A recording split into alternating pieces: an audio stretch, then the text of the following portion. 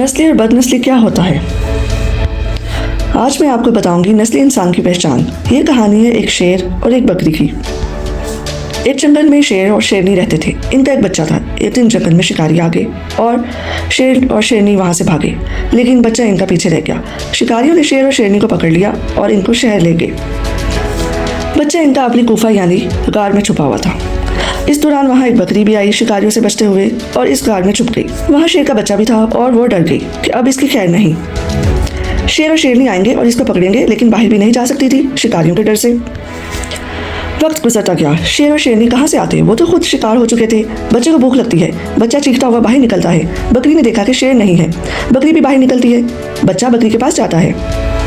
बकरी अपना दूध पिलाती है इसको, फिर बकरी वहाँ से चली जाती है, लेकिन बच्चा भी इसके पीछे पीछे चला जाता है। वो बच्चा बढ़ता बढ़ता बड़ा होता गया। एक दिन वो शेर जंगल का बादशाह बन गया। इसने हुक्म जारी किया कि ये बकरी मेरी माँ है, इसने मुझे पाला है। अब जंगल के सब जानवर परिंदे इसकी खिदमत करेंगे। हाथी की कमर पर बकरी बैठेगी और बंदर इसको फल तोड़कर देंगे जो इसको पसंद होगा। भेड़िए और चीते इसका पहरा देंगे और बकरी हाथी की कमर पर चौड़ी होकर बैठी हुई जनाब 7 चीते, भेड़िए, बंदर और शेर जा रहे थे। अचानक आसमान पर 2 बाज इधर से गुजर रहे होते हैं। बाज की नजर बहुत तेज होती है। जब वो बाज नीचे देखता है तो हैरान हो जाता है, भाई ये क्या सीन चल रहा है? एक बकरी हाथी की कमर पर बैठी है, बंदर इसको फल तोड़कर दे रहे हैं, भेड़िए और चीते इसके गार्ड हैं। बाज नीचे जाता है बकरी के पास। जैसे ही वो बकरी के पास पहुंचता है तो सब जानवर इस पर हमला कर देते हैं। बाज फौरन एक दरख्त पर बैठ जाता है और बकरी से कहता है, मुझे बस तुमसे एक बात पूछनी है, मैं तुम्हें नुकसान पहुंचाने नहीं आया। बकरी इजाजत दे देती है। बाज पूछता है, ये क्या सीन है? तुम एक बकरी हो और जंगल के सारे जानवर तुम्हारी खिदमत कर रहे हैं। बकरी ने बताया कि मैं एक शेर के बच्चे की माँ हूँ, मैंने इसकी मदद की थी, इस नेकी के बदले आज मैं इस जंगल पर राज कर रही हूँ। बाज वापस जाकर दूसरे बाज को यह बताता है तो अचानक बाज देखता है कि नदी में एक चूहा डूब रहा होता है। वो फौरन कहता है, जाओ इसकी मदद करो, तुम भी नेकी करो। बाज फौरन जाता है और चूहे को निकालकर किनारे पर ले आता है और अपने पैरों को फैलाकर इसको सुखाता है। जब चूहा होश में आता है वो फौरन वहां से भाग जाता है। फिर बाज उड़ने लगता है तो इसे उड़ा नहीं जाता। वो देखता है कि इसके सारे पर कट चुके हैं।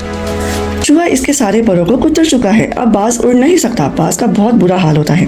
कभी कोई जानवर इस पर हमला कर देता है। डूब रहा अपने आप को बचाते बचाते किसी महफूज जगह पर पहुंचता है। अब बाज भूखा होता है। भूख से बुरा हाल होता है।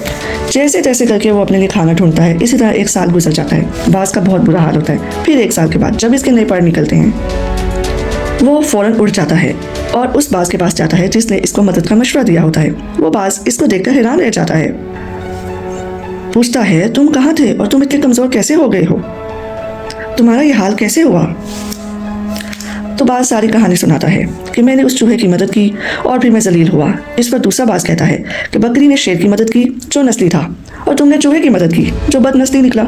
इस कहानी में एक चीज़ क्लियर है, नस्ली नस्ली होता है और बदनस्ली बदनस्ली ही रहता है। चाहे आप इस पर कितना भी बड़ा एहसान कर दो, वो अपनी बदनस्ली दिखाएगा। तो आजकल भी यही हाल है, नेकी भी आपके गले पड़ जाती है।